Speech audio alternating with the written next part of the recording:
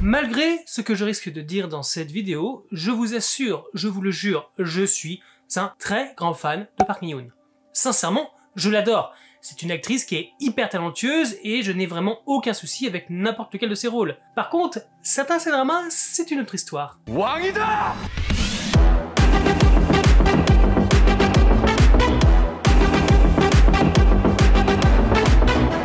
Wow. Hello à tous! Aujourd'hui, on va parler de deux dramas qui, malgré le fait d'avoir la chance de mettre en lumière la grande, talentueuse actrice Park Min-yoon comme personnage principal et héroïne, ce sont deux dramas qui, pour moi, personnellement, vraiment personnellement, sont ses pires projets à ce jour. For Cassie Love and Wither, sorti en 2021 et disponible sur Netflix, Love in Contract, sorti en 2022, disponible sur Viki. Attention, je le répète, c'est mon avis personnel. Si vous n'êtes pas d'accord avec moi, aucun souci, on en discutera dans les commentaires de manière constructive.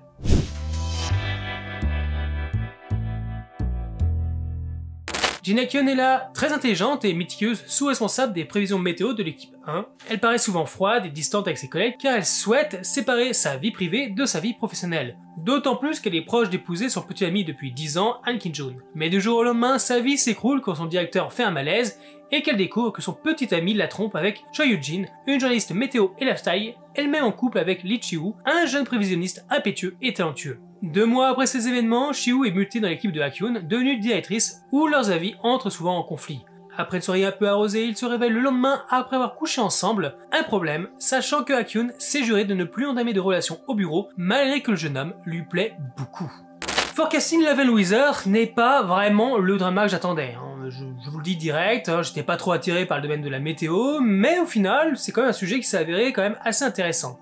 On voit toutes les phases du temps au fil d'une année et les préoccupations que cela peut créer dans une équipe de prévision météo, et surtout ses dangers. D'ailleurs, les détails techniques sur cette pratique n'étaient pas trop rébarbatifs, même si effectivement il s'agit d'une science qu'on ne peut qu'effleurer au travers d'un drama comme celui-ci. Mais en tout cas, l'approche est quand même super intéressante. Au fil des épisodes, chaque climat est habilement entremêlé avec l'histoire des différents protagonistes, ce qui rendait les prévisions moins ennuyeuses que s'ils avaient été séparés en deux trucs bien distants, pas mixés. Et surtout, chose intéressante et éducative, la Corée du Sud est l'un des pays, voire le pays, en raison de son relief très montagneux, où il est le plus dur de prévoir le temps qu'il va faire. Sachant aussi que l'activité maritime, ou plutôt le secteur de la pêche, est hyper dépendant de ses prévisions. Il y a donc tout un aspect économique qui s'ajoute au thème principal, et j'ai trouvé ça quand même assez fascinant. Même si, on faut l'avouer, on survole quand même pas mal de choses. Mais il reste que s'il y a bien quelque chose qui vaut le coup de voir ce drama, c'est bien pour ça. Y compris dans les liaisons avec tous les passages secondaires ou tertiaires. Car oui, on rentre dans le sujet principal, c'est censé être la romance. Une romance principale qui est ennuyante. Un comble. C'est le plus gros souci du drama. C'est tout simplement le manque d'alchimie entre Sang-kyun et Park Min-yoon. Et j'ai beau être fan de Nuna Romance, et vous le savez si vous suivez la chaîne depuis longtemps, celle-ci ne fonctionne absolument pas. Peut-être la faute à Sang-kyun qui n'est pas crédible en jeune adulte et semble toujours beaucoup trop ingénu, coincé dans ce physique de beau gosse lycéen. Je vous l'ai dit récemment dans mon avis sur My Demon, en tant que Gwon, il a passé ce cap en étant badass, dark, et en plus en tant que démon, sa jeunesse là est un atout. Et même s'il a fini par retrouver sa teneur ingénue et just quand il tombe amoureux dans le drama, il reste pourtant très crédible dans ce rôle de démon. Pour moi, je vous le dis, c'est son meilleur rôle et le drama de sa transition vers des rôles plus sérieux. Mais en tout cas, avant My Demon, il n'y a rien qui allait. Quant à Park Min-yoon, elle est parfaite. Elle joue très bien son rôle, il n'y a aucun souci là-dessus. On va juste simplement reprocher à son personnage de ne pas être logique dans ses propres décisions. Genre, elle veut plus se faire chier avec des relations secrètes, au taf, tout ça, et littéralement 10 secondes plus tard, elle va se taper le petit jeune. Pour ensuite regretter, mettre des barrières, pour qu'on nous avoue en fin d'épisode qu'en fait, non, derrière chaque refus, en fait, il se bécote ou s'envoie en l'air en scred. C'est un montage parallèle qui a aucun intérêt, qui n'apporte rien. Et en termes de romance, c'est pas top, c'est même nul. Je veux dire, on s'ennuie, y a pas de papillon dans le ventre, c'est que des rendez-vous cachés, des ah non chut, faut pas le dire, oh là là, machin. Au final, il y a tout le monde qui va être au courant au bout d'un moment, ils vont tous capter, ils vont rompre, ils vont se remettre ensemble, machin, il y a des... Enfin, fatigant, très fatigant cette romance, vraiment. Parce qu'en termes de romance, le drama il est bien plus intéressant dans les deux secondaires. L'une concerne la sœur aînée de l'héroïne et son histoire d'amour avec un homme assez réservé, contrairement à sa personnalité à elle, ou encore dans le couple secondaire des amants qui ont fini par se marier. C'est pourtant possible dans le drama, même si on va les critiquer, de vraiment les détester, car jusqu'à preuve du contraire, je l'ai déjà dit, je sais plus dans quelle vidéo, tomber amoureux n'est pas un crime. Même si le mariage est quand même assez limite. En gros, ils ont repris toutes les préparations du mariage de l'héroïne, et ils ont juste changé le nom de la mariée et roulé bolide, allez, on y va. Mais avec eux, on va explorer de vrais thèmes.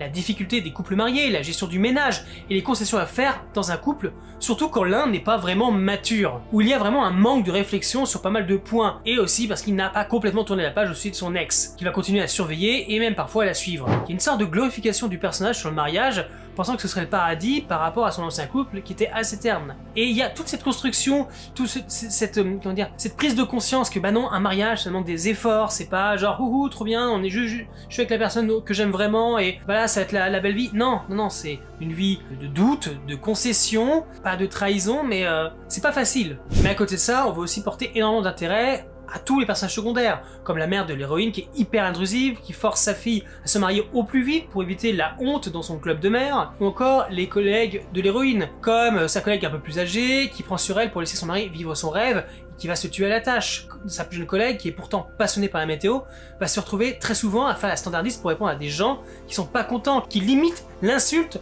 car le service s'est trompé dans leurs prévisions. C'est juste horrible, la pauvre elle est presque en dépression. Ou encore le collègue un peu plus âgé, plus expérimenté, qui lui a sacrifié pendant des années sa vie de famille pour son travail, et qui ne connaît même pas sa propre fille, et sa femme n'attend plus rien de lui, jusqu'à même penser au divorce. Et tu vois tout ça, bah c'est super intéressant, et c'est dommage que ça soit pas plus mis en avant, parce que les héros, leur vie, clairement dans le drama, on s'en fout, c'est pas pour eux qu'on regarde le drama, et c'est un problème. Donc en bref, le drama il est agréable, mais vraiment pas intéressant pour sa trame principale, son couple principal, au contraire de tout le reste des éléments que je viens juste de vous citer, intrigues et personnages secondaires qui sont les choses qui nous font vraiment rester jusqu'au bout de ces longs, trop longs 16 épisodes. Sans ça, je pense que ce serait parti sur un bon gros abandon, ce que je ne fais jamais normalement. Rendez-vous compte, j'ai halluciné en le regardant, car c'était vraiment la première fois que je me faisais limite chier devant un drama de Park Min-yoon. Et malheureusement, ça n'a pas été la dernière.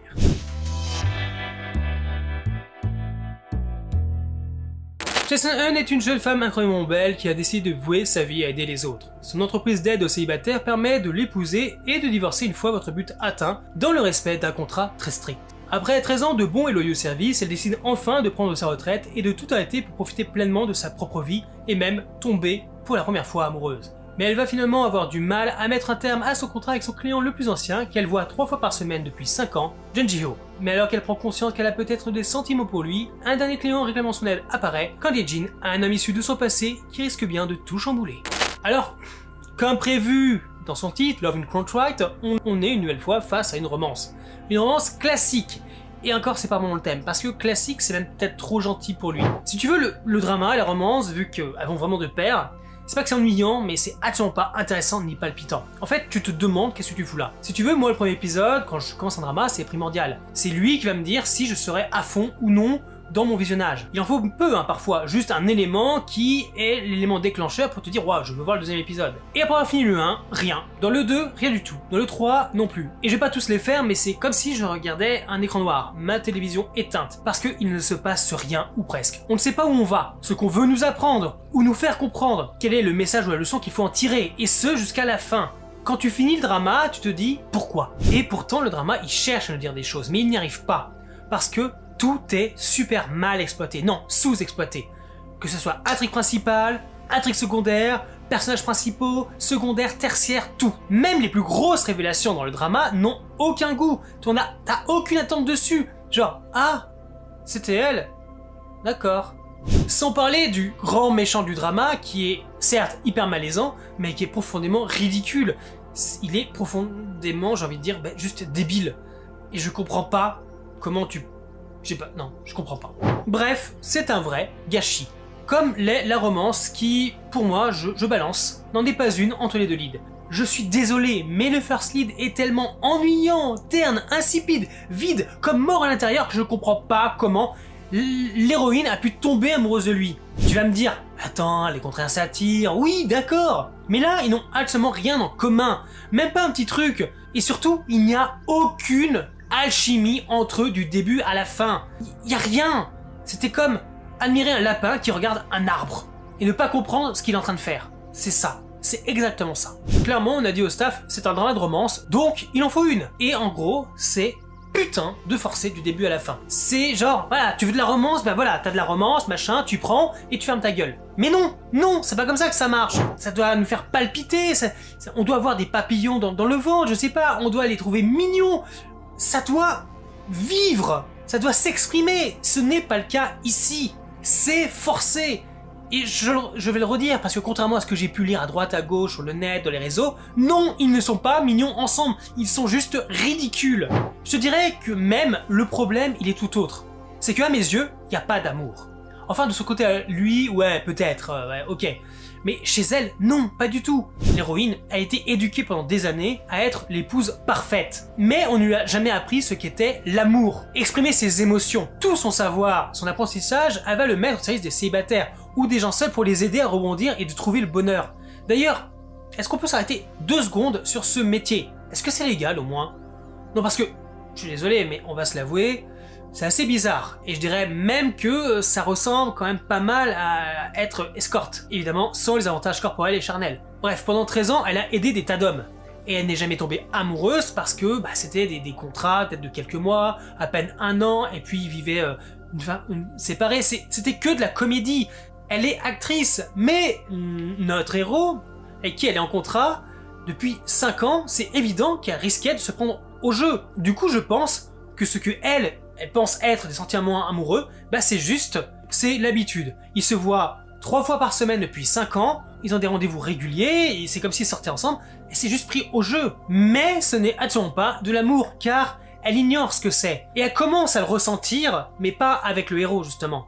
Donc ouais, c'est l'une des pires romances que j'ai pu voir, et qui rend le drama, mais juste parfaitement oubliable.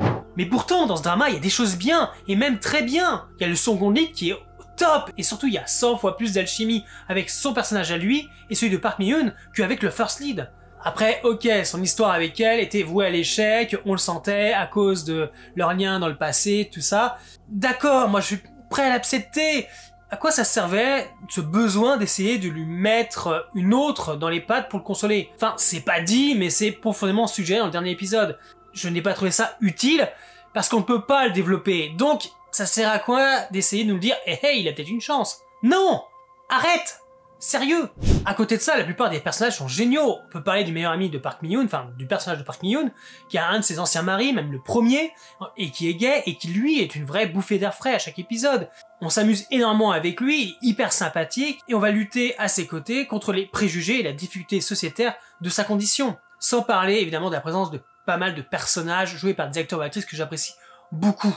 Heureusement qu'ils étaient là, heureusement qu'il y avait le second lead, heureusement qu'il y avait le meilleur ami, heureusement qu'il y avait les personnages féminins secondaires, heureusement qu'il y avait tout ça parce que c'est grâce à eux que j'ai pu tenir. C'est très simple, à chaque fois qu'on avait des scènes avec le first lead, je m'ennuyais.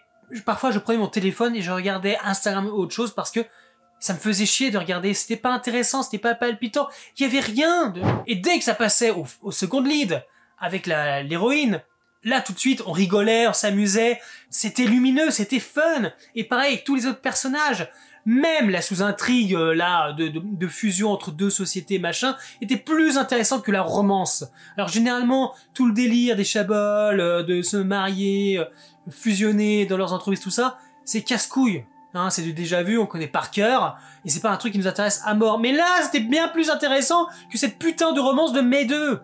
Pardon, je suis vulgaire, mais c'est un calvaire.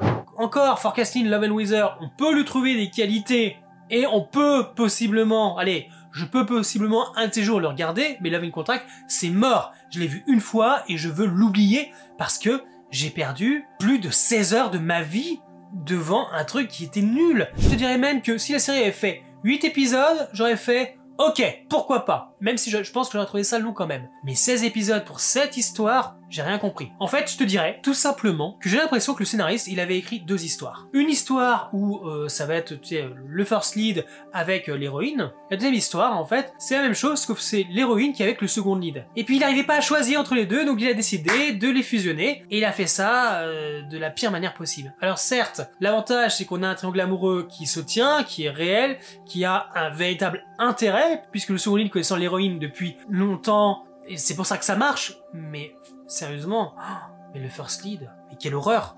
Surtout que, à un moment donné, c'est classique dans les dramas de romance, ils finissent par se séparer. pas longtemps, mais ils se séparent. Et alors que le First Lead avait fini par évoluer un peu, commencer à sourire, s'intéresser à certaines choses, et ben dès qu'il est séparé de sa chérie, et ben il redevient comme avant, un casse-couille de service qui a pas d'âme, qui est mort à l'intérieur, qui est chiant. Non, non, justement, ce que tu as appris avec elle, fait que tu continues à l'utiliser. L'acteur du First Lead, là, du héros, je le connais. Je l'ai déjà vu dans pas mal de dramas, mais dans des rôles humoristiques. Et il était fun. Mais là, le côté dramatique, ça lui va tellement pas. Mais quelle erreur de casting, mon Dieu. Oh, quelle catastrophe. Voilà, c'était donc pour moi les pires dramas, enfin projets de Park Mi-yoon qui m'ont quand même assez déçu, pour les raisons que je vous ai citées. N'hésitez pas à me dire si vous les avez vus, si vous comptez les voir, ou si je vous ai donné envie. Enfin, là, c'est pas le but, hein, sérieux, c'est vraiment pas le but. En tout cas, j'espère que la vidéo vous a plu, je vous dis à bientôt pour une nouvelle, et bien sûr, dans les commentaires. Bye les Dramavores.